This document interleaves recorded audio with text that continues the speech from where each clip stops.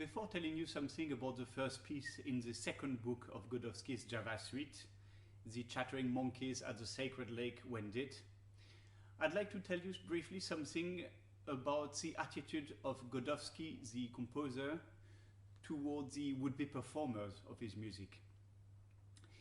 Godowsky belongs to this category of composer who believes in restricting the performer's freedom to the utmost. So he writes, of course, the notes and the dynamics and the phrasing as you would expect. He also writes in great detail his accentuation, his tempo marking, which have metronome marks. His pedaling, every single pedaling is indicated, and he goes as far as writing all his fingerings. And when I mean all his fingering, I mean that probably 85% of the notes in the Java suite has a fingering on top of them. That is, I cannot think of another example of a composer who goes to such extreme. And on top of this, he writes in the preface of the Java suite a note saying that he intends every single of his indications, including fingerings, to be observed, and that he would regard not putting the right fingering or not putting the right pedal as great a betrayal as playing different notes to the ones that are written. I think he goes too far, and I've decided quite early on to ignore quite a lot of his markings. He believes that even if you do everything that he writes, you will have still plenty of freedom as an interpreter. I don't actually. I think when you have curtailed all these parameters, you are leaving the interpreter with basically nothing. And what it reflects is a lack of trust on the musical understanding of the performer. And maybe this was justified, maybe in the earliest 20th century, late 19th century, when performers were treating the text sometimes quite casually and very often went too far. Maybe there was a point in trying to restrict it as much as possible. Today, when we are so text bound, I think the attitude is counterproductive, and we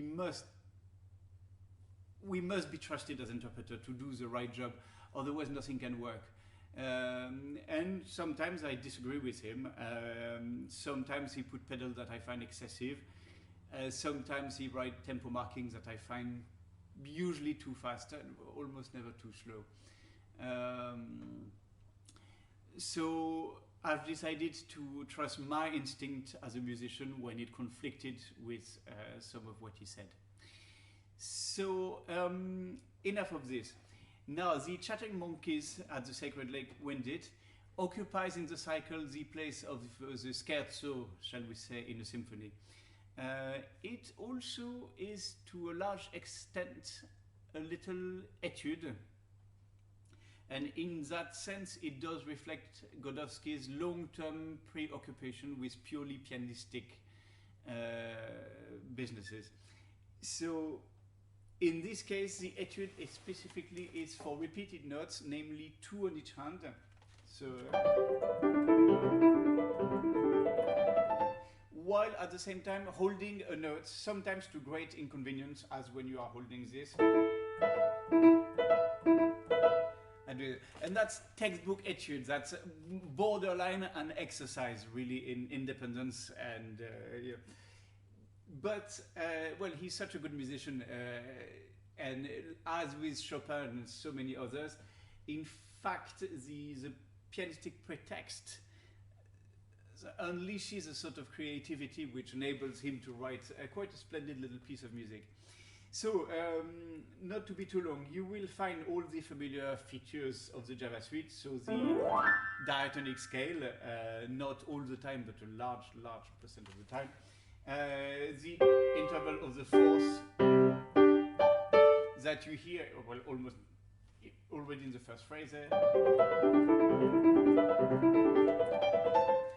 is already so prominent.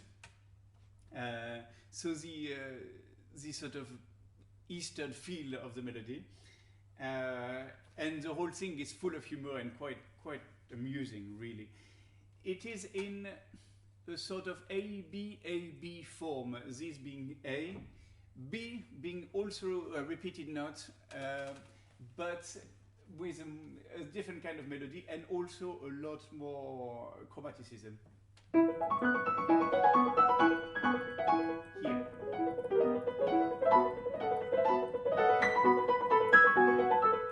And B has the peculiarity of coming twice. Once in these guys, and then immediately again in these guys.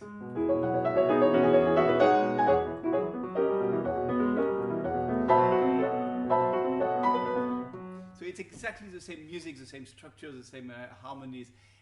What has changed is the textures.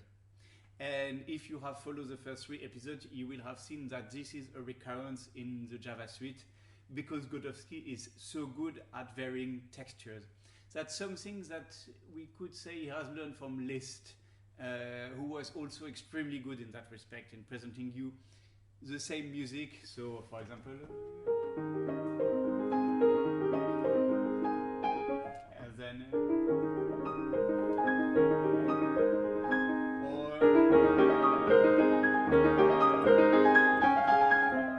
so same music but different pianistic writing. Liszt was good, very good. Godowsky is also excellent at this game, and that enables him to repeat without ever really repeating.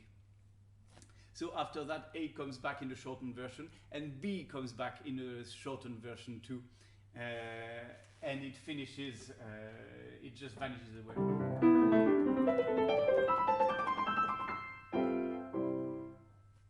So a delightful piece.